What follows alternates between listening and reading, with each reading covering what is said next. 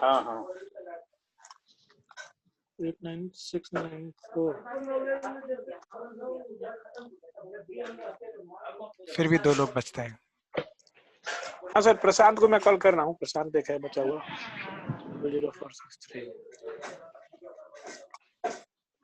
3 लोग बचे हुए हैं शाश्वत के अलावा। 9 students.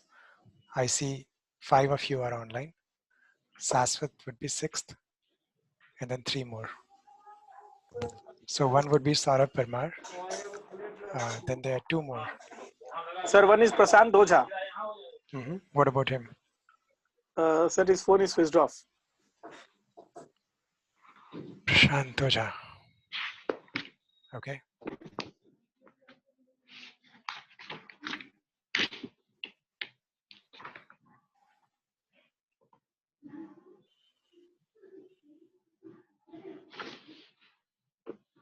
देखो तुम लोग ये जो भी कोर्स वर्क है यह है बहुत स्टैंडर्ड और सिंपल। क्वेश्चन पेपर भी तुम लोग को आसानी हो, और कोरोना का समय है तो सब लोग अपने ही साइकोलॉजिकल चैलेंजेस से गुजर रहे हैं, अपनी ही परेशानियों से गुजर रहे हैं, इसलिए चीज़ों को बहुत सिंपल रखा गया है। सर प्रशांत से बात हो गई सर, 2 मिनट में बोला कनेक्ट कर रहा। Okay, so in the mean time let's start. Yes sir. और मैं इसको रिकॉर्ड कर ले रहा हूँ, तुम लोगों को जिसको चाहिए हो that recording can be made available. Okay okay sir. So तुम लोगों ने अपने से जो तैयारी की सो तो की, अब थोड़ा सा पॉसिबल क्वेश्चंस क्या हो सकते हैं। तुम सब लोग अपने अपने लाइफ में पीएचडी का कोर्स वर्क का एग्जाम तो एक ही बार देते हो ना, तो उसका अच्छा होगा एक वार्म अप हो जाए। So that's why this class is organised. So here you can see my screen, I guess. Yes, sir. तुम लोगों में से कितने लोग हो जो, मैं समझ रहा हूँ ज़्यादातर लोग फ़ोन से जुड़े हुए हो, कितने लोग हो जो कंप्यूटर से जुड़े हो? ऐसा इसलिए पूछ रहा हूँ कि उनको स्क्रीन ज़्यादा अच्छे से दिखेगी, तो उसी तरीके से मैं बात करूँ। सिर्फ अपना हाथ खड़ा कर सकते हो बताने के लिए कि हाँ हम लैपटॉप से हैं। लैपटॉप से जो लोग हो वो हाथ ऊपर करें। अच्छा, शाश्वत हाथ ऊपर कर रहा है और ये ऊपर कर रहे हैं 2 लोग। ठीक है, 2 लोग laptop. So majority is still with phone. ठीक है, सो those who are looking at it at the screen from their phones, mobile phones, they should keep giving feedback if they are able to see what I'm showing. अपने आप को सबको mute करके रखो ताकि उधर से शोर ना आए। जब बोलना होगा, कोई प्रश्न होगा, तभी बस अपने आप को अनम्यूट करोगे। अभी के लिए मैंने तुम सब लोगों को म्यूट किया है।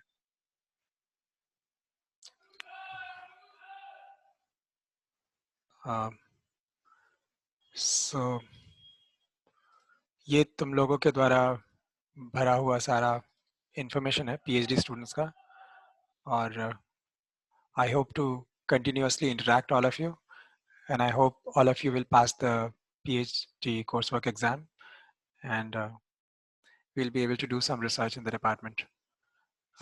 किसको एडवाइज़र के तौर पे ज्वाइन करते हो ये एक अलग बात है, बट रिसर्च के प्रोग्रेस के तौर पे it's a continuous give and take. पूरा डिपार्टमेंट से तुम इंटरैक्ट करते हो। तुम मान लो कोई प्रोफेसर बीके मिश्रा को ज्वाइन करता है, कोई अनिल कुमार सिंह सर को ज्वाइन करता है, लेकिन तुम जब अपनी मीटिंग्स में प्रेजेंटेशन दोगे तो उसमें कोई और, जैसे जो प्रोफेसर अनिल कुमार सिन्हा है या मैं हूँ या कोई और जो फैकल्टीज़ हैं वो भी बैठे होंगे, वो तुम्हारे क्वेश्चंस पे, तुम्हारे प्रेजेंटेशन पे जो फीडबैक देंगे उससे तुम्हारे डायरेक्शन में बहुत फ़र्क पड़ेगा। I want you all to know this. सो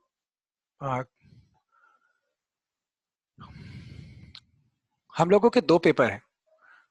तुम लोगों सबके पास सिलेबस है ही, और अगर नहीं है तो यहाँ यूनिवर्सिटी की वेबसाइट पे जा सकते हो और उसमें ये निकाल सकते हो कि vksu.ac.in/syllabus, और तुम I think I'm looking at a different screen and you are looking at a different screen. Let me show you this thing. अभी दिख रहा है vksu.ac.in/syllabus। यहाँ पर PhD सिलेबस और जिस सब्जेक्ट का सिलेबस तुम्हें चाहिए वहां पे जा सकते हो। तो ये फिजिक्स PhD का सिलेबस तुम्हें दिख रहा है। तो खैर अभी तो इस सिलेबस को देख के जो पढ़ना था वो तुम लोगों ने पढ़ा।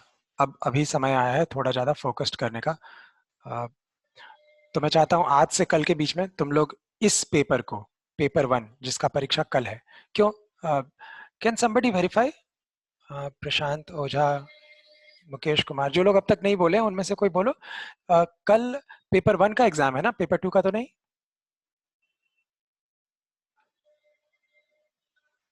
2 तारीख को है। हाँ कल मतलब अच्छा, तो एक दिन का छुट्टी होकर के 2 तारीख को है ना, 2 और 3 को है। Okay, so you still have more than 24 hours. Good. So पहले एग्जाम कौन सा है, पेपर 1 या पेपर 2? Paper 1 sir. ठीक है, तो तुम लोगों को पता होगा कि पेपर 1 रिसर्च मेथोडोलॉजी का पेपर है। Yes sir. सो ये वो पेपर है जो सबके लिए कॉमन है, सभी स्टूडेंट्स के लिए, किसी तुम हिस्ट्री ज्योग्राफी से करो या यहाँ पे, बस ये कि प्रेजेंटेशन का तरीका बदल जाता है, थोड़ा बहुत बदलता है। एक फिजिक्स का टीचर तुम्हें रिसर्च मेथोडोलॉजी जैसे पढ़ाएगा और एक फिलॉसफी का टीचर जैसे पढ़ाएगा उसमें फर्क होगा। चलो, तो अब हम लोग सीधे इन पर आते हैं ताकि एक इनफैक्ट इसके पहले एक क्विक व्यू तुम्हें इस पेज का दे। अभी ये गूगल क्लासरूम का व्यू है, दिख रहा है तुम सबको? ये गूगल क्लासरूम का व्यू दिख रहा है तुम्हें? तुम सब लोगों को इसका इनविटेशन दिया गया है। देखो पीपल्स में ये 3 लोगों ने ही उसका इनविटेशन एक्सेप्ट किया है, बाकी लोगों का बस पेंडिंग इनवाइटेड दिखा रहा है ना, तो बाकी लोगों ने एक्सेप्ट नहीं किया है। इसी तरह टीचर्स में भी हमने प्रोफेसर अनिल कुमार सिन्हा को और प्रोफेसर अनिल कुमार सिंह को और डॉक्टर BK मिश्रा को इनवाइट किया है। ये इनवाइटेड दिख रहा है ना, they have not accepted the invitation, ठीक है ना? सो खैर वो तो कोई बात नहीं, हम सब लोग एक ही टीम के पार्ट हैं, तो हम लोग अपना उनके बदले मैं कर लूंगा, वो चलेगा। बट यहाँ पर आप लोग बाकी फ्रेंड्स को बोलिएगा कि अपने उस ईमेल पे जाएं जो गूगल क्लासरूम से आया है और उसको एक्सेप्ट करें, आगे मटेरियल्स उस पे आएगा। अभी यहाँ क्लासरूम नाम, क्लासवर्क नाम का टैब है जिसमें अलग अलग अपलोड्स किए गए हैं। तो PhD कोर्स वर्क का डिस्ट्रीब्यूशन क्या है ये आप यहाँ देख सकते हैं। तो एक बार क्विकली इसको देख लिया जाए हम लोग। क्या सबको स्क्रीन दिख रहा है? Yes sir. हाँ, तो यहाँ पे बात हो रही है कि पहला पेपर जो है कंप्यूटर बेसिक्स का, इसमें अच्छा AN मतलब अमरेंद्र नारायण, AKS 1 मतलब अनिल कुमार सिन्हा, AKS 2 मतलब अनिल कुमार सिंह, BKM मतलब विनय कुमार मिश्रा। तो अब आपको दिख रहा होगा कि जनरल डिस्ट्रीब्यूशन क्या है, किसको क्या पढ़ाना है, कैसे करना है। इससे फर्क क्या पड़ता है? अच्छा ये सब कुछ ऑनलाइन है, कुछ सीक्रेट नहीं है, सब वहीं पे। चलो वापस वहां चले जाते हैं जहां से आए, ये रहा। तो अपने गूगल क्लासरूम में आप जाओ और क्लास वर्क में ये सब कुछ शेयर्ड है। तो उससे आपको ये पता लगेगा, उस जो डॉक्यूमेंट को दिखा रहे थे उससे ये पता लगेगा कि किससे क्या स्पेसिफिक क्वेश्चंस पूछने हैं। अगर आपको क्लासिकल मैकेनिक्स की प्रॉब्लम आ रही है तो आप हमसे पूछेंगे, मैथमेटिकल की प्रॉब्लम आ रही है हमसे पूछेंगे, आपको न्यूक्लियर फिजिक्स की प्रॉब्लम आ रही है आप अनिल सर से पूछेंगे। ये वहाँ बंटवारा बताया हुआ है। अगर नॉर्मल दिनों की तरह से क्लास चल रहा होता तो हम लोग आपको क्लास में वो चीज उसी तरीके से उसी बंटवारे से पढ़ाए होते। तो आगे बढ़ते हैं हम लोग और instruction for PhD course work पे चले आते हैं। देखिए 2 पेपर होने वाले हैं। अच्छा मैं देख रहा हूँ मैंने इंस्ट्रक्शन सिर्फ पेपर 2 का लिखा है, ये बाद में होने वाला पेपर है। पेपर 1 में तो अभी पेपर 1 की बात करते हैं, मुझे उसमें ज्यादा इंटरेस्ट है अभी क्योंकि पास में वो है। उसका समय 3 घंटा है, 3 घंटे का पेपर है वो। उसके फुल मार्क्स ज्यादा है, 80 मार्क्स के हैं। 20 मार्क्स का पेपर उसमें हो चुका है MCA में कंप्यूटर एप्लीकेशन के तौर पे। सब लोग दिए हैं ना MCA का एग्जाम? हाथ उठा सकते हो जो हाँ कहना चाहते हो। जी हाँ दिए हैं। ठीक है, thank you, thanks for confirming. तो यस सर। तो पेपर 1 जो 80 मार्क्स का होगा उसमें 20 मार्क्स वहाँ कंप्यूटर एप्लीकेशंस में हो चुका है। टाइम 3 आवर्स होगा, लेकिन मॉडल यही होगा। तो ये चीज देख लो मॉडल क्या होगा। हमारे, अच्छा तो सामने अभी सीधे उस पे ही आ जाते हैं। कुछ ऑब्जेक्टिव क्वेश्चंस होंगे, 10 ऑब्जेक्टिव क्वेश्चंस होंगे और 10 के 10 को तुमको अटेम्प्ट करना है, किसी को छोड़ नहीं सकते हो, कंपलसरी है। उसके बाद तुम्हारे सामने शॉर्ट क्वेश्चंस होंगे जिनमें से कुछ को ही अटेम्प्ट करना है, और मतलब तुम्हारे पास 2 से ज्यादा क्वेश्चंस छोड़ने का विकल्प होगा। और लॉन्ग क्वेश्चंस में जो बड़े, ये जो पेपर 1 का लॉन्ग क्वेश्चन होगा वो 6 मार्क्स का होगा, और वो तुम्हें अटेम्प्ट करना है 5, और वहां पे भी तुम्हें कम से कम 2 क्वेश्चन छोड़ने का विकल्प दे दिया जाएगा। It will be pretty easy. चलो, मैं उसको भी ऐड कर दूंगा, सॉरी ये मेरे से भूल हुई कि मैंने सिर्फ इसका इंस्ट्रक्शन दिया। हम लोग वापस आते हैं इस चीज पे, सैंपल 1। आप सब लोग खोल पाए ना इस गूगल डॉक्यूमेंट को? किसी को खोलने में दिक्कत आई हो तो वो अभी बताए हमें। नहीं आई? ठीक है, ये बताना इसलिए भी जरूरी था आप लोग का कि आगे हम इसी तरह से डॉक्यूमेंट शेयर करते रहेंगे अगर दिक्कत आती है तो। अच्छा तो चलो, एरर क्या होता है? एरर एनालिसिस एक इंपॉर्टेंट पार्ट है रिसर्च मेथोडोलॉजी का। देखो, पीएचडी के समय में मुझे ऐसा कोई कोर्स नहीं दिया गया था जिसमें एरर एनालिसिस सिखाया गया हो शुरुआत में।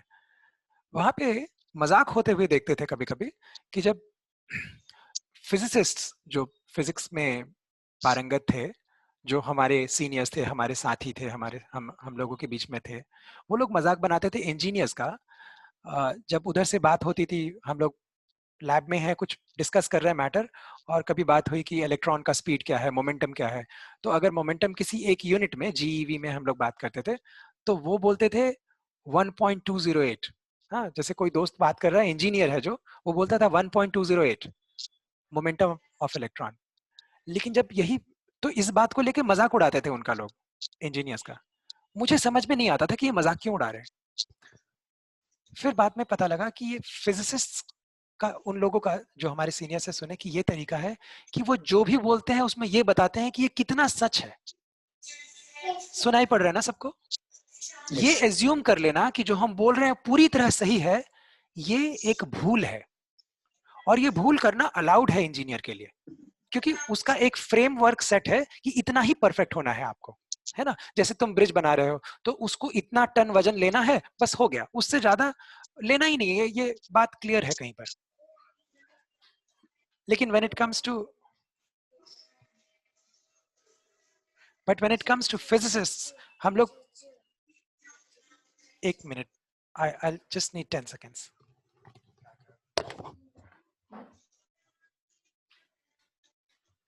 उषा क्या लाना है क्या गया नहीं लाई हो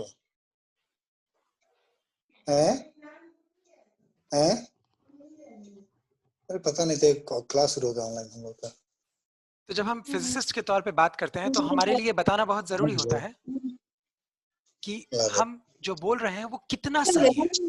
तो जैसे एक फिजिसिस्ट जब बताएगा कि मोमेंटम इलेक्ट्रॉन का कितना है, कहीं एक जगह से शोर आ रहा है, आप सब लोग अपने आप को म्यूट ही रखिए। तो एक फिजिसिस्ट जब ये बताएगा कि मोमेंटम कितना है इलेक्ट्रॉन का, तो वो ये बताएगा कि 1.032 प्लस माइनस 0.2, या ऐसे करके कुछ एक बताएगा कि ये जो मैं बता रहा हूं ये किस हद तक सही है, उसके बाद गलत या सही हो सकता है। ये बात यहां तक समझ में आई? चलो, अब इस बात को मैं एकदम ना ऊपर ऊपर लेके चल रहा हूँ कि तुम लोग परिचित तो रहो पहले। जिसको एकदम समझ में आ चुका होगा, जो लोग पहले से कुछ तैयारी कर चुके हैं, उनके लिए तो बहुत अच्छा, लेकिन जो लोग नहीं किए उनको अब आगे पढ़ो तो समझ में आए, उसके लिए थोड़ा सा मदद है बस।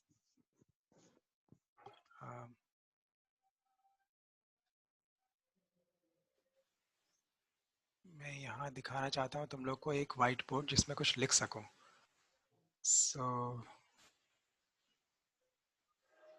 और वही देख रहा हूँ कैसे करेंगे।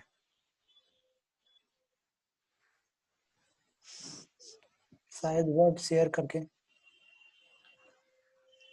हाँ, लेकिन वो बेस्ट तरीका नहीं होता। अच्छा, मुझे लग रहा था कि शायद कोई बेहतर तरीका मुझे दिख जाएगा यहाँ। कोई बात नहीं, चलो अभी इसी से करेंगे हम लोग। यही स्क्रीन पे लिख लेते हैं और तुम लोग को दिखेगा। तो अगर हम कभी किसी का नंबर लिखते हैं 1.2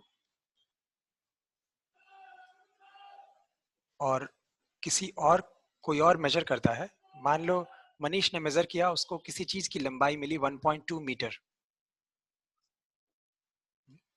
और प्रशांत जी मेजर करते हैं तो और उनको लंबाई मिलती है 1.20 मीटर, उसी चीज की लंबाई।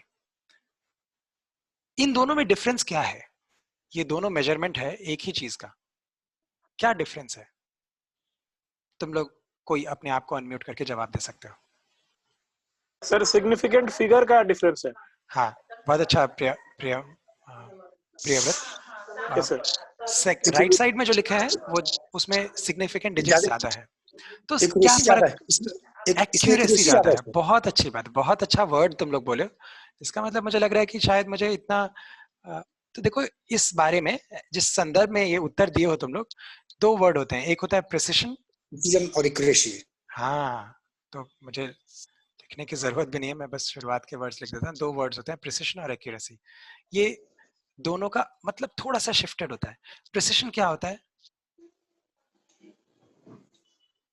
तो दोनों का सर डिफरेंस से थोड़ा परिचित हो जाना, तुम लोग गूगल कर लो, ये यस इस पे टाइम लगाने की जरूरत भी नहीं है मुझे लगता है। एक्यूरेसी, अभी तुम लोग खुद भी बोले कि ये एक्यूरेट ज्यादा है। अच्छा, एक्यूरेट ज्यादा है ये नहीं, रुक जा, मुझे अपने बात को सही करके रिपीट करना चाहिए। 1.20 और 1.2 में प्रिसाइज ज्यादा है 1.20, एकदम प्रिसाइज। एक्यूरेट है कि नहीं ये बताने के लिए हमें उस चीज का वास्तविक नाप पता होना चाहिए, मतलब एज इफ कहीं से पहले से हमें पता हो या किसी फाइनर मेथोडोलॉजी से उसका नाप पता करके रखा गया।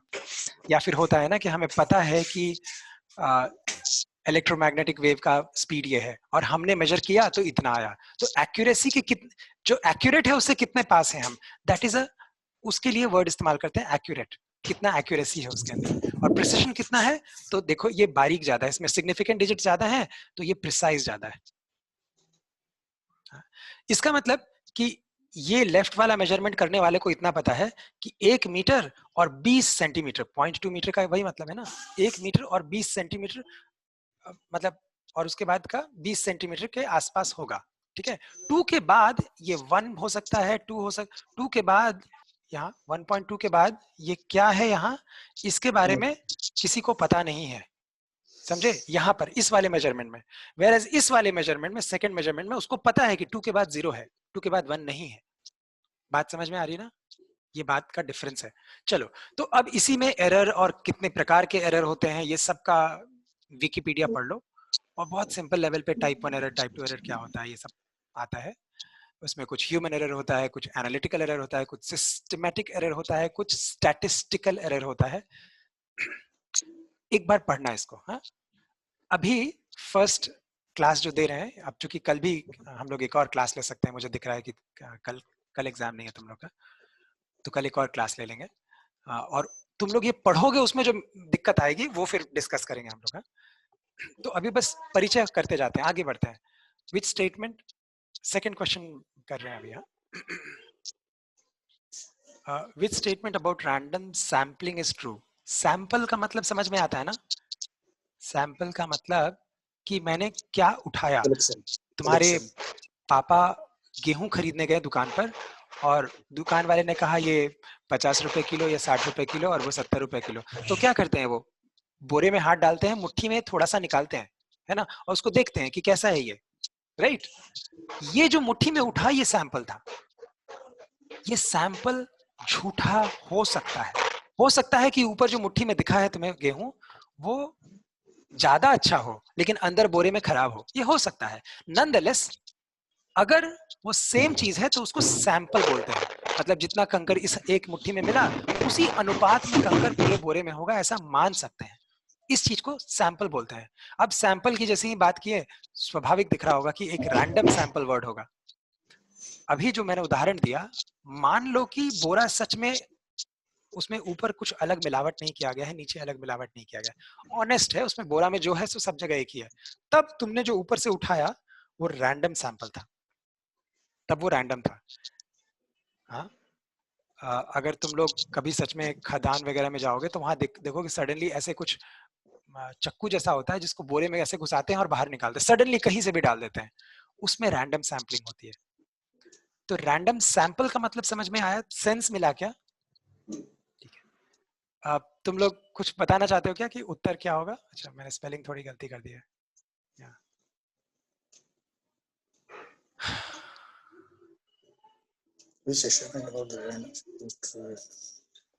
मुझे लगता है कि मुझे इसके उत्तर में पढ़ने की जरूरत नहीं है, तुम लोग ये कर सकते हो। आगे बढ़ते हैं कि अगर 2.1 को 4.320 से ऐड करें up to the first significant digit, significant digits का मतलब क्या होता है? अच्छा चलो, 2.1 में कितने सिग्निफिकेंट डिजिट्स हैं? 2। अच्छा, और इसमें कोई और बोलो, कोई और बोलो प्लीज, जो नहीं बोला है। दीपक आप बोलिए। बट सर एडिशन में हम लोग डेसिमल के बाद देखते हैं। हाँ देखो, ये ऐसे ऐसे नहीं कहेंगे। कभी भी सिग्निफिकेंट डिजिट्स पूछा जाए तुमसे किसी नंबर का तो उसमें टोटल नंबर बोलते हैं, है ना। और यही फर्क पड़ जाएगा कि ये 1.2 जो यहाँ था यहाँ पर, और जो ये 1.20 और ये 1.2 में क्या फर्क था? इसमें सिग्निफिकेंट डिजिट्स ज्यादा थे, ये ज्यादा प्रिसाइज मेजरमेंट था। अब यहाँ इसमें सिग्निफिकेंट डिजिट्स का फर्क है। चलो ये तो ठीक है। तो अब जब हम ऐड करेंगे तो इसको कैसे ऐड करना होगा? हाँ, तो अब यहाँ डेसिमल के बाद पहले वाली बात है, शायद तुम उस संदर्भ में बोल रहे थे। ओके सर, यस सर, 6.4 होगा आंसर सर इसका, आई थिंक। ठीक है, आगे बढ़ते हैं। Action research is a type of. अच्छा, तो रिसर्च के अलग अलग टाइप्स होते हैं। मुझे एक वर्ड जो लग रहा है जो तुम लोग एकदम ही अपरिचित होगे, अप्लाइड रिसर्च तुम लोग समझते हो? जैसे नैनो टेक्नोलॉजी अप्लाइड है ना, या इस तरह के कुछ चीजें हैं जो अप्लाइड पॉपुलरली जाने जाते हैं। क्वांटिटेटिव क्या होता है? अंग्रेजी शब्द में बस ये बात है कि क्वांटिटी का मतलब क्या होता है? मात्रा। हाँ, तो वो रिसर्च जिसमें मात्रा की बात की जाए तो वो क्वांटिटेटिव रिसर्च होता है। इसका भाई जो है, इसका जो जुड़वा है वो है क्वालिटेटिव रिसर्च। मैं यहाँ लिख रहा हूँ स्क्रीन पे तुम लोगों को देख पाने के लिए।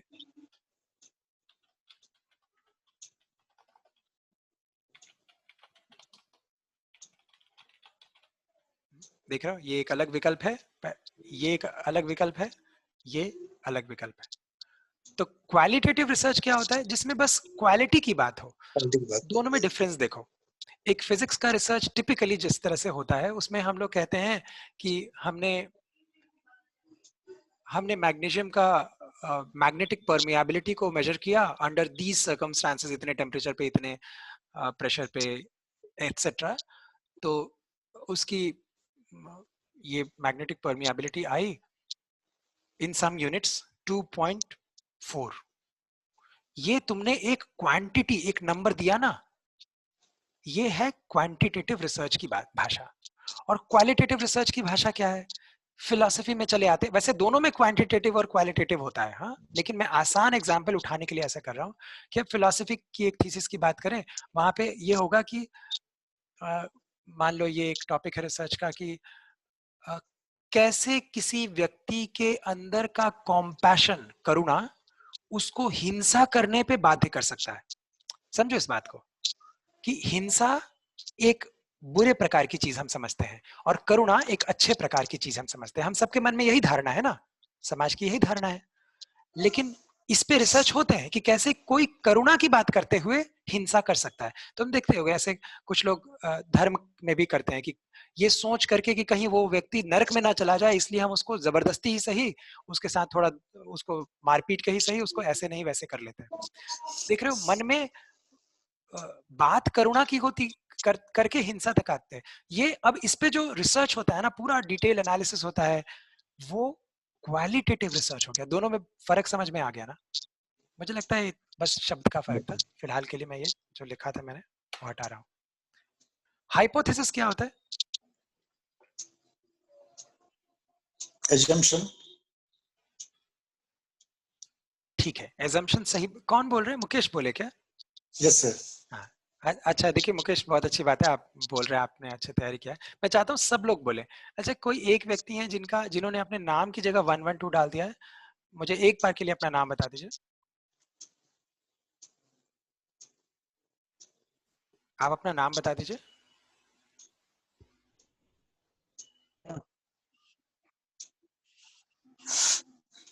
तुम लोग जो बाकी उनको पहचानते हो वो बताओ, हो सकता है उन तक मेरी आवाज ठीक से ना पहुंच रही हो।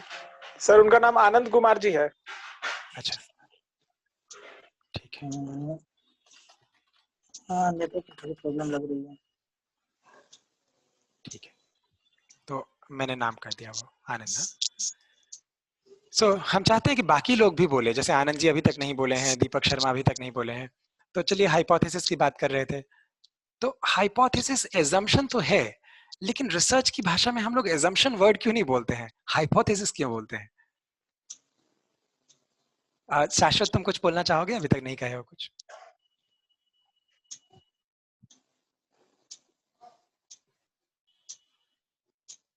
नहीं बोलना चाहते हो? मौन हो? चेंज हो सकता है, क्या? वो चेंज हो सकता है सर। एजम्पशन भी तो चेंज हो सकता है। Yes sir. कोई और कुछ बोलना चाहते हैं तो अनम्यूट करके बोल सकता है। Sir, it can be called as hypothesis because it is based on experimental fact. ठीक है, बहुत अच्छी बात है, थैंक्स। देखो, एक्सपेरिमेंट्स की बात हम लोग फिजिक्स में करते हैं, तो इसलिए हम लोग क्लास में बोले होते तो मैंने भी शायद यही कहा होता, एक्सपेरिमेंटल फैक्ट्स। तो बट बिकॉज तुम ही ने ये बात कह दी, तो मुझे एक अवसर मिलता है कि इस बात को थोड़ा और विस्तारित करने का। कई बार कई रिसर्च में एक्सपेरिमेंटल डेटा नहीं होता है। हम लोग बस कुछ एक्सियम्स के आधार पे, थ्योरम और एक्सियम में फर्क याद होगा तुमको, एक्सियम्स वो चीजें होती हैं जो प्रूव नहीं कर सकते हो तुम, है ना? मतलब उसको बेसिस मान के देखते हैं, जिसको कि, और एक्सियम्स का निर्माण कैसे करते हैं? प्योर ऑब्जर्वेशन से, एम्पिरिकल ऑब्जर्वेशन से।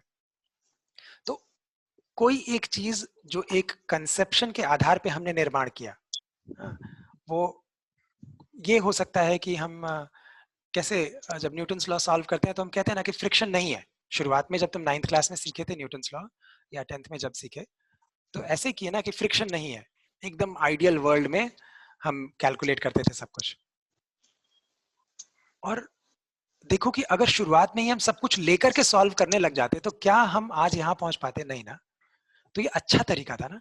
हाइपोथेसिस एक ऐसे है कि हमने कुछ जस्टिफाइबल स्टैंडर्ड्स के आधार पे कुछ अपना रेगुलेशन बना लिया, एक दायरा बना लिया कि ये चीज हम मानेंगे और उसके ये बाउंड्रीज होंगी, ये लिमिटेशंस होंगे, इसके बियॉन्ड नहीं, इतने तक मानेंगे, और उसको फिर हाइपोथेसिस कहते हैं। And we can build up on that. बाद में हम उसी हाइपोथेसिस में और मॉडिफिकेशन कर सकते हैं। सही कह रहा था मुकेश कि वो एक प्रकार से assumption है एक प्रकार से, but it's not just the pure assumption as we speak in English. Coming forward, primary data क्या है? डेटा कितना एक्सट्रैक्टेड भी होता है, प्रोसेस डेटा होता है, एनालाइज डेटा। तो प्राइमरी वो जो रॉ आया है ना, अब रॉ आया डेटा, तो फिर तुम समझो कि क्या होगा। ठीक है, क्वेश्चन समझ में आ रहा है ना? हम एफ क्वेश्चन की बात कर रहे हैं। Primary data for the research is collected through, ये देख लो कि क्या है। पहला कि एक्सपेरिमेंट, सर्वे, दोनों से या दोनों में से किसी से नहीं। अच्छा, आगे बढ़े। अच्छा, मैं बोलता जा रहा हूँ, तुम लोग को बीच में कुछ बोलना है तो अनम्यूट करके बोलो। सर ठीक है सर। हाँ, first step in the beginning of research processes. अब क्या बताएं इसमें तुम्हें? इसमें कुछ नहीं बोले, है ना? या कुछ तुम ही लोग बताओ। दीपक आप बताइए, आपकी आवाज अभी तक नहीं आई। First step in the beginning of research process is Identifying the problem, sir. अच्छा, प्रियमव्रत बोल रहे हैं अभी तक। Yes, sir. Identifying the problem.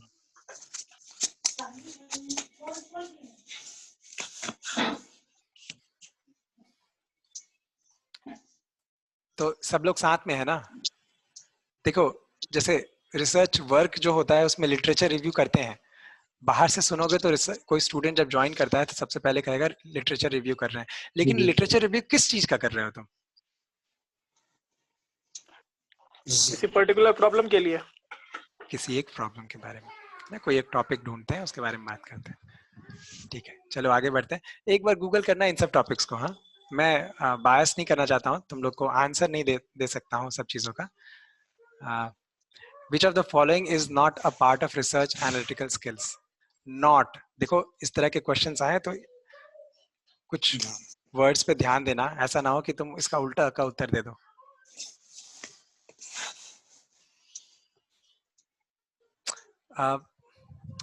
ये तो तुम्हें सब एक बार में गूगल से पता लगेगा व्हाट इज। आगे बढ़ते हैं, है ना? मुझे लगता है ये how would you calculate the mean of a given data of given set of data? तो ये चीज अगर तुम्हें कही जाए तो तुम दो काम कर सकते हो। एक, तुम पहले तो मीन का प्रॉपर डेफिनेशन जो लिखते हैं ना, कि जैसे x bar is equal to summation x i n i, मतलब x कितनी बार है ना, summation x i n i divided by summation n i. ये जो मीन का नॉर्मल डेफिनेशन है वो दे सकते हो उस, या फिर तुम कोई एग्जांपल लिख के दिखा सकते हो। बट ध्यान देना कि जितने मार्क्स का क्वेश्चन है उसके ऑनर में उतना, जैसे एक शॉर्ट आंसर क्वेश्चन है तो 4-5 लाइन लिख दिए उसका कम से कम। ठीक है, बनता है ना? Primary and secondary data. अच्छा, कोई कुछ कह रहा है? मनीष कुछ कह रहे हैं आप? नहीं कह रहे हैं, ठीक है। मुझे लगता है कहीं और से बैकग्राउंड नॉइज आया होगा।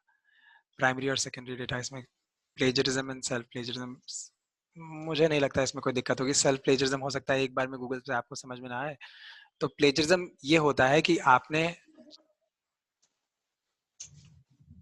मान लो शाश्वत को थीसिस लिखना है और उसने थीसिस में फर्मी लेवल पे रिसर्च किया है, फर्मी लेवल ऑफ मेटल्स। तो अब जब जो रिसर्च करना था सो करना था, लेकिन अब लिखने में तो बहुत डर लगता है। तो पता लगा कि उसने गूगल किया फर्मी लेवल ऑफ मेटल्स और जो जो आया इंटरनेट से उसको कॉपी पेस्ट करके अपना थीसिस भर लिया। ये हुआ प्लेजरिज्म। सेल्फ प्लेजरिज्म क्या हुआ कि तुमने थीसिस के समय कुछ पेपर्स लिखे थे, पेपर पब्लिश हो चुका है, एक बार पब्लिश हो गया तो वो ऑलरेडी पब्लिक डोमेन का पार्ट हो गया। अब वो सिर्फ तुम्हारा नॉलेज नहीं है, दोनों में डिफरेंस समझ में आता है। एक चीज जो मेरा है, जो मैं कर रहा हूँ, मैं जानता हूँ, जिसका मैं सिर्फ अधिपति हूँ, और दूसरा जो अब एक पब्लिक डोमेन का हिस्सा हो गया। तो अब वहां से जब तुम कोई चीज लेते हो अपने थीसिस में, ले सकते हो, उसी को सेल्फ प्लेजरिज्म बोलते हैं। तो बस बात का फर्क इतना है कि तुम्हें ये डिक्लेयर करना है। अगर तुम उसको चीटिंग नहीं कहना चाहते हो तो तुमको ये डिक्लेयर कर देना होगा कि इस चैप्टर में यहाँ से यहाँ तक हमने अपने ही फलाने पेपर से लिया है। वो सेल्फ प्लेजरिज्म का मतलब it's depending on the circumstance, it is allowed और नॉट अलाउड। अब जैसे तुम अगर थीसिस में दोबारा पूरी चीज वही लिख रहे हो बिना कोट किए हुए कि ये मेरे ही पेपर से है, तो वो फिर प्लेजरिज्म में आ जाएगा, वो वो अलाउड नहीं है फिर। और तुम अगर डिक्लेयर करते हो तो ये ठीक है कि तुमने अपने पेपर, जैसे किसी और पे रिसर्च वर्क को कोट करते हैं। खैर, तुम पढ़ लेना एक बार प्लेजरिज्म के बारे में, it's part of the syllabus. और तुम लोग अब जानते ही होगे यूनिवर्सिटी में प्लेजरिज्म इंप्लीमेंट होता है, हर थीसिस का प्लेजरिज्म चेक होता है सॉफ्टवेयर से। दुनिया के किसी वेबसाइट, किसी थीसिस से तुमने जो लिया है, जो तुम्हें अवेलेबल है वो यहाँ पे भी अवेलेबल है इंटरनेट पे सॉफ्टवेयर को। तो सॉफ्टवेयर उन सब से सर्च कर लेता है, और अगर उसमें से कहीं पे कंटिन्यूअस वर्ड्स हैं तो वो उसको मार्कआउट कर देता है। 20% तक हम लोग अलाउ करते हैं, हम लोग की यूनिवर्सिटी। यूजीसी में सेंट्रल यूनिवर्सिटीज 10% तक ही अलाउ करती हैं। Pure research and applied research क्या होता है, विकिपीडिया पे ये भी मिल जाना चाहिए। लेकिन सोचो कि अगर तुम ये पता करते हो कि इलेक्ट्रॉन का मेरा रिसर्च का टॉपिक था प्रोटॉन का वीक चार्ज। जैसे इलेक्ट्रॉनिक चार्ज होता है उस तरह वीक चार्ज एक प्रॉपर्टी होती है प्रोटॉन की। तो प्रोटॉन का वीक चार्ज कितना है ये मेरा पीएचडी का काम था मेजर करने का। इसको जो मैं मेजर करूंगा, तुम में से किसी को कोई फायदा होगा अभी या आज से 50 साल बाद? तो ये बच्चे जैसा सवाल पूछने का मकसद ये था। ये एक मिनट। हाँ सर।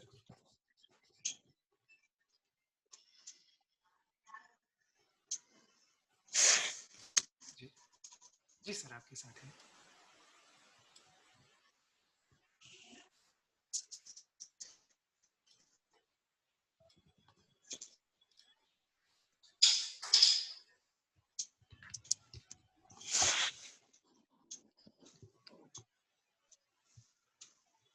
सर बीएड की परीक्षा के बारे में हमें कुछ बताया नहीं गया है, तो हम समझे कि शायद कुछ ऐसी चीज़ होगी जिसमें हम इनपुट दे पाएंगे।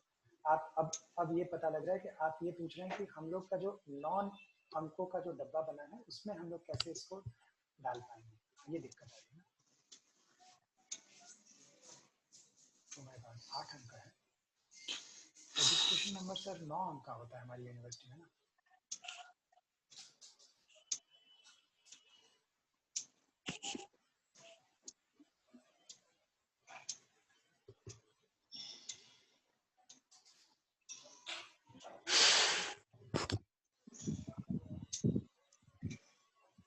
जी सर, जी हाँ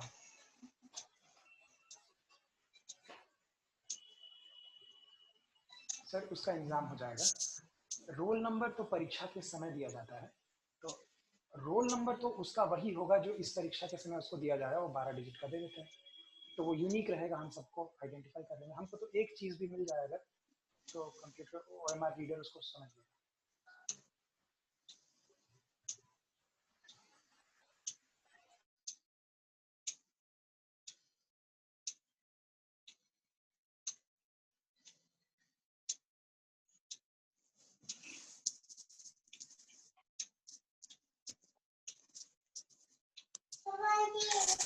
क्या हुआ? सानू क्या कर रही है?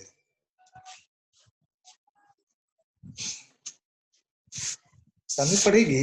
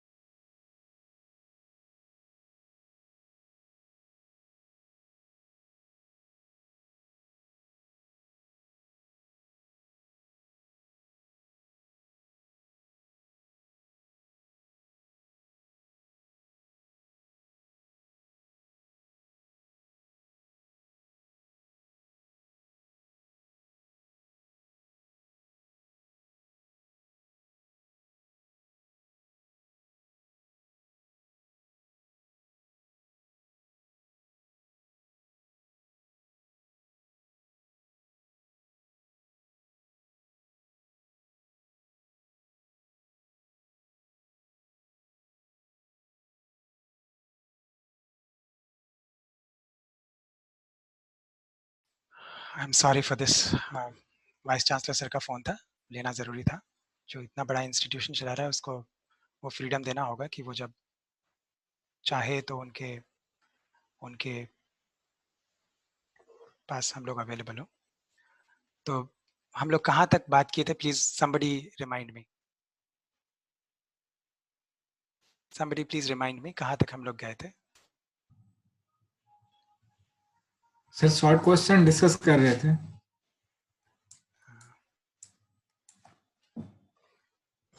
ओह, शेयरिंग बंद हो चुका है।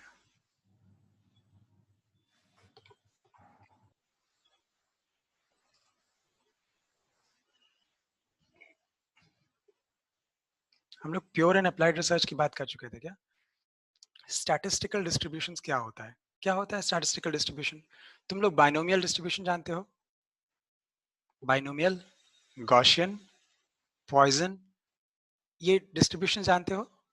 तुम लोग सिर्फ गूगल करोगे ना स्टैटिस्टिकल डिस्ट्रीब्यूशंस तो ये सब आएंगे। इसको विकिपीडिया लेवल पे तुम पढ़ पाओ बस इतना कि ये डिस्ट्रीब्यूशन है क्या, इस किस प्रकार के डिस्ट्रीब्यूशन को ऐसा बोलते हैं। अच्छा, एक और बात जानो, तुम लोग को यूट्यूब पे कुछ हिंदी के वीडियोस मिलेंगे जो इस बात को बहुत अच्छे से समझाते हैं। मैं जिस कॉपी को चेक करूंगा उसमें अगर हिंदी में भी लिखा होगा या इंग्लिश में भी लिखा होगा तो मैं उसको स्वीकार करूंगा, मैं उसमें नंबर दूंगा। हाँ, इंग्लिश में लिख के गलत लिखने से अच्छा है तुम हिंदी में लिखो या इंग्लिश में लिखो और सही लिखो। मुझे तुम्हारी फिजिक्स जांचनी है बस। तो different kinds of statistical distribution, अगर ये तुम्हारे सामने प्रश्न रखा जाए तो जो 2-3 तुम्हें याद हो उनके बारे में तुम 2-3 लाइनें लिख देना, ठीक है? कि ये इस प्रकार के डिस्ट्रीब्यूशन को बाइनोमियल बोलते हैं, इसको गॉसियन बोलते हैं। Mean, median, mode, standard deviation, variance, यही सब कैसे? ना ना, वो डिस्ट्रीब्यूशन नहीं है। अच्छा अच्छा, हाँ, डिस्ट्रीब्यूशन नहीं है। देखो, किसी एक डिस्ट्रीब्यूशन को के पैरामीटर्स हैं वो मीन, मीडियन, मोड। किसी एक क्लास में किसी एक मान लेते हैं आईआईटी दिल्ली में जो बच्चे पढ़ते हैं उनका हमने सैंपल निकाला, उनमें से 25 उनमें से एक 50 बच्चों की क्लास है, उनमें से 15 लोग बिहार के हैं, 3 लोग झारखंड से हैं, 5 कर्नाटका से हैं, 6 तमिलनाडु से हैं। देख रहे हो, ये एक डिस्ट्रीब्यूशन है। अब अगर ये कहा जाए कि ऑन एन एवरेज एक स्टेट से कितने बच्चे हैं, तो अब इसका तुम एवरेज निकालोगे ना, मीन उसी को कहोगे। लेकिन वो डिस्ट्रीब्यूशन नहीं है। Mean is just one way of representing the data. ये जो डेटा सेट है जिसमें ये पूरा इंफॉर्मेशन है, इसका वो एक डिस्ट्रीब्यूशन है। वो स्टैटिस्टिकल डिस्ट्रीब्यूशन, अभी जो मैंने उदाहरण दिया था ये 5, 10, 11 वाला, ये स्टैटिस्टिकल डिस्ट्रीब्यूशन ऐसे नहीं है। Statistical Poisson distribution, Gaussian distribution statistical है क्या? हाँ हाँ, अच्छा, वो लोग स्पेशल केसेस हैं बाइनोमियल डिस्ट्रीब्यूशंस के। अच्छा, ओके सर। तो जब 1 + x⁴n में x और n का रेशियो एक रिलेशन एक सर्टेन तरीके से होता है तो गॉसियन, वरना पॉइजन हो जाता है। रिसर्च एथिक्स क्या होता है, ये तो मुझे लगता है बहुत आसान सा चीज है, और जिन लोगों की तैयारी अच्छी ना हो उनके लिए बड़ा अच्छा सवाल है, क्योंकि इस पे एक पूरा कविता लिख लो और क्योंकि एथिक्स के बारे में तो सब लोग जानते हैं और रिसर्च के बारे में करते हुए रिसर्च एथिक्स लिख सकते हो। तो इसको थोड़ा सा अगर एक बार पढ़ लोगे तो इसको ठीक से इस तरह की बातों को लिख पाओगे अगर आता है तो। अच्छा, ये मत सोचना कि ये क्वेश्चन पेपर आएगा, it's just a sample paper. इसमें से कुछ क्वेश्चंस आएंगे, कुछ अलग क्वेश्चंस भी आएंगे। तो ये एक गाइडिंग प्रिंसिपल है कि तुम लोग को ऐसे पेपर होगा, तुम लोग इसको देख लो ठीक से, इसका कोई सवाल छोड़ के मत आओ, ठीक है? Best practices of writing a research paper, क्या बातें हैं? अच्छा, बेस्ट प्रैक्टिसेस की बात कर रहे हैं तो हम लोग किन चीजों की बात कर रहे हैं? सर, बेस्ट प्रैक्टिसेस की बात में सबसे पहले तो आपका कंटेंट बहुत क्लियर होना चाहिए। उसके बाद लैंग्वेज, इंग्लिश लैंग्वेज को एक इंग्लिश टीचर से रिव्यू करवाना चाहिए। और थर्ड चीज की आपका एक्सपेरिमेंटल डाटा बहुत प्रिसाइज और एक्यूरेट होना चाहिए। ठीक है, ठीक है, तुम सही ढर्रे पे हो, सही पथ पर हो। तो इन्हीं बातों को लेकर के इसका बनाते हैं। लॉन्ग आंसर क्वेश्चन में तुम कम से कम आधा पन्ना तो लिख ही सकते हो, अगर इस बारे में बात आए तो, कि जैसे गुड एकेडमिक रिसर्च डिजाइन का क्या फीचर्स है, क्या क्या होना चाहिए उसमें। उसको फ्लो चार्ट के रूप में दिखा सकते हैं। इस तरह के फ्लो चार्ट तुम्हें मिल जाएंगे। हाइपोथेसिस के बारे में हम लोग ऊपर बात किए, उसके बारे में ये लंबा है। तुम लोग रोक सकते हो किसी एक विषय पे बात करने का मन हो तो। मुझे देख करके कहीं रुकने की जरूरत लग रही है तो मैं खुद बोलने लग जा रहा हूँ। रिसर्च रिपोर्ट क्या है? देखो, रिसर्च रिपोर्ट क्या है ये बात करने के लिए थोड़ा सा ऐसे बोलते हैं कि लिटरेचर रिव्यू क्या है और रिसर्च रिपोर्ट क्या है। दोनों एक डॉक्यूमेंटेशन है, दोनों एक डॉक्यूमेंट है। दोनों में क्या फर्क है? लिटरेचर रिव्यू किसी और का किया हुआ रिसर्च को तुमने ऑर्गेनाइज करके एक कंक्लूजन निकाल सके ऐसा डॉक्यूमेंट बनाया है, ये है लिटरेचर रिव्यू। और रिसर्च रिपोर्ट क्या है? तुम्हारा खुद का काम, ठीक है ना। उसमें तुम इंट्रोडक्शन में, उस डॉक्यूमेंट के इंट्रोडक्शन में या किसी कंसेप्ट के इंट्रोडक्शन में दूसरों का काम को मेंशन करोगे जरूर, लेकिन ये इसमें कुछ नया रहेगा हमेशा, है ना। और लिटरेचर रिव्यू में नहीं रहेगा। खैर, this was just to give an example. Research report क्या है? Explain the characteristics of a research report, also mention the importance of a good research. ठीक है, कुछ कहना है इस बारे में? और discuss how plagiarism is harmful for research practices. Plagiarism harmful तो देखो कैसे है, तुम क्या बताना, मतलब सब जानते ही हो। यहाँ पे बिहार में हम लोग आगे नहीं बढ़ पाए बहुत ज्यादा, क्योंकि ये कॉमन प्रैक्टिस बन गया अलग अलग चीजों में। हम लोग उसको अब बदल रहे हैं भगवान की कृपा से। तुम सब लोग चाह भी रहे हो कि बढ़िया से पढ़ के करें ये चीजें। प्लेजरिज्म यही है कि अगर आसानी से सिंपली कोई कॉपी पेस्ट जॉब करने लगे, कहीं किसी ने लिखा उसको लिख करके किसी और ने क्लेम कर लिया। देखो, कोई आदमी रिसर्च करता है तो वो पहिए का आविष्कार तो कर नहीं रहा, तो तुम ऐसा ही काम करोगे जिसपे किसी और ने पहले काम किया हुआ है, तो उनके काम को कोट करना होगा तुम्हें। हाँ? लेकिन अगर तुम कहते हो कि न्यूटन ने कहा कि, और कोट में तुम बता रहे हो कि ये न्यूटन का कहा हुआ है, तो ये प्लेजरिज्म नहीं है। प्लेजरिज्म ये है कि न्यूटन ने जो कहा सो तो कहा, अब हम कह रहे हैं कि देखो मोशन के ये 3 लॉज होते हैं। पहला लॉ होता है लॉ ऑफ इनर्शिया, दूसरा लॉ, अब हम ये हम कह रहे हैं, ऐसा कह के कहें हम, ये प्लेजरिज्म है। किसी और के काम को अपना बता करके लिखना, ये प्लेजरिज्म है। ये तो स्वाभाविक है, इससे फर्क पड़ेगा, है ना। मतलब मैं तुम्हारी कॉपी को अपनी कॉपी बता के जमा कर दूं तो ये गलत हो जाएगा ना। Important statistical tools and their applications. अब स्टैटिस्टिकल टूल पूछे हैं और वो बात समझ में आए, उसी के लिए उसी में एक दूसरा सवाल डाल दिया गया है। देखो कि मीन, मीडियन, मोड क्या होता है। ये स्टैटिस्टिकल टूल्स हैं। देखो क्वेश्चन में ही हिंट होता है। मैं स्क्रीन शेयर बंद कर रहा हूँ। अभी तुम लोगों की बात, तुम लोग को अभी कुछ कहना है या ज्यादा से ज्यादा समय अपने आप पे देना चाहते हो? खुद से ये सब सर्च करो, पढ़ो, और फिर एक फॉलो अप सेशन के लिए मिलते हैं हम लोग। कल वैसे वर्किंग डे है, लेकिन किसी समय पे हम लोग कल भी मिल सकते हैं या कल शाम को मिल सकते हैं। और क्या हम लोग क्विकली सैंपल पेपर एक बार देख लें क्या, पेपर 2 का भी? Sir sir I have a question कि हमारा जो सर ये 3 पेपर आने वाला है, तो सर ये कितने कितने मार्किंग का होगा सर तीनों पेपर? 2 paper, paper 1, paper 2। अब जो तीसरा एग्जाम के लिए तुमको बुलाया गया है वो पेपर नहीं है, उसमें तुम लोगों को प्रेजेंट करना है। ये हो सकता है कि मैंने एक्चुअली नोटिस नहीं देखा है, हो सकता है तुम लोगों को कोई टॉपिक वगैरह ना दिया गया हो। तुम लोग अपने से एक एक टॉपिक चुन लो जो ही तुमको अच्छा लगे।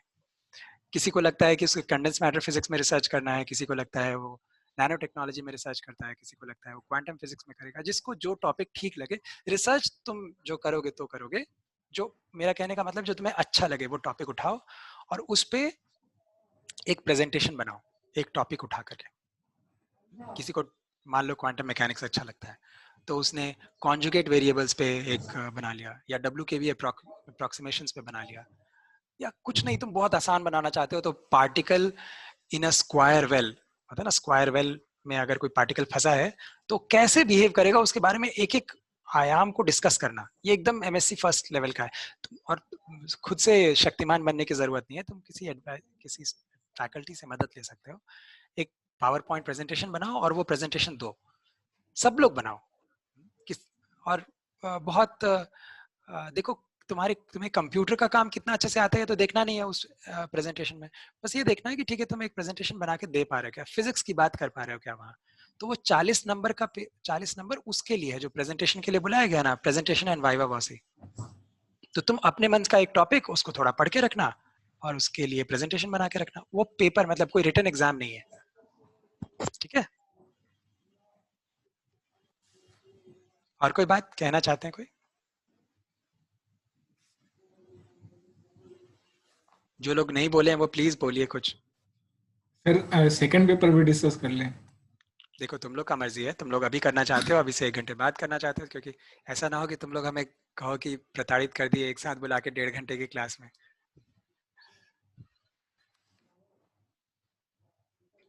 देख लो, you guys decide. No sir, we do not have any objection. ये 2 लोग की बात से तो लग रहा है।